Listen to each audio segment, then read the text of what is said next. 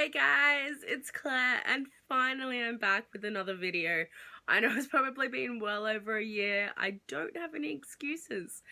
And I have been watching a lot of videos lately and I've kind of missed talking about books with you guys and just fangirling about books, so I am back, hopefully.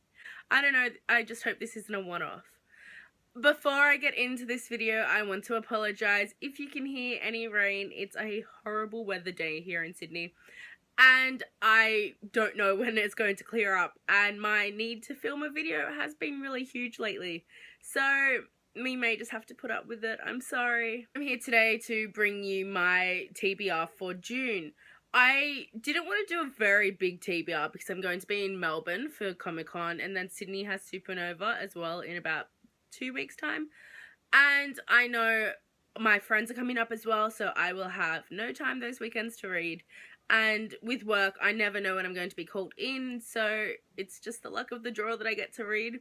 But somehow I have managed to get 5 books on my TBR, so let's get into them. The first book I started reading last month and I have about 140 pages left. That is The Princess Gambit by C.S. Pacat.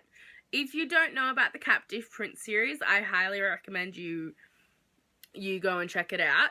It follows Damon, who was, I think, the prince, but he has been sent off to Ver, which is a neighbouring country-ish thing, and he is now being held by the prince there. I will give trigger warnings for this series for a lot of things, like, oh god, I don't even know what. There's rape, pedophilia, a bit. There's not much. That's more in the first book, not in the second book.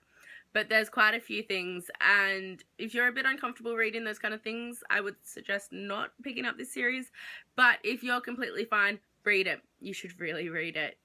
It's great. This is the second one, and I am on page 258 out of 370, so I will be finishing this in the next few days probably.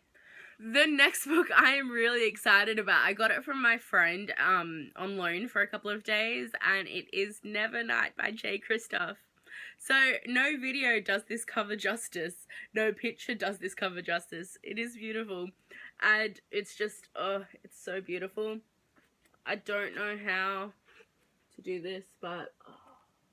So, if you don't know, Kristoff writes, along with Amy Kaufman, the Illuminae series, which is absolutely amazing, and I have it right there. And this is his new series. I don't know if it's classed as young adult, but it's more epic fantasy and high fantasy, which I'm really excited about.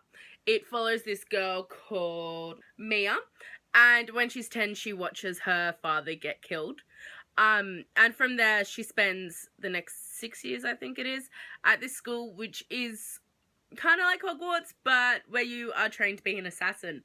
And, like, that's all I need. That's all I need to want to read this book.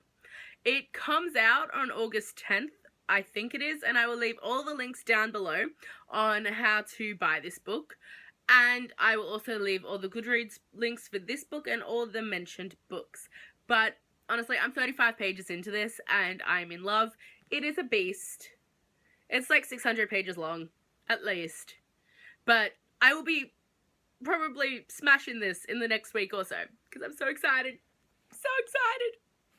The third book that I have to show you is The Crown by Kiera. Now, I started reading the Selection Trilogy in about December of 2014. I read the first 3 books in about 2 days because they're just so addictive and fun. I've always described this series as The Bachelor meets The Hunger Games, kind of, though there's not as much politicalness. So this is the 5th book and the second companion, kind of, to the whole series, and it follows Edelyn and as she chooses who she wants to marry. I actually don't remember anything about the characters, so I might have to do a quick reread of the air.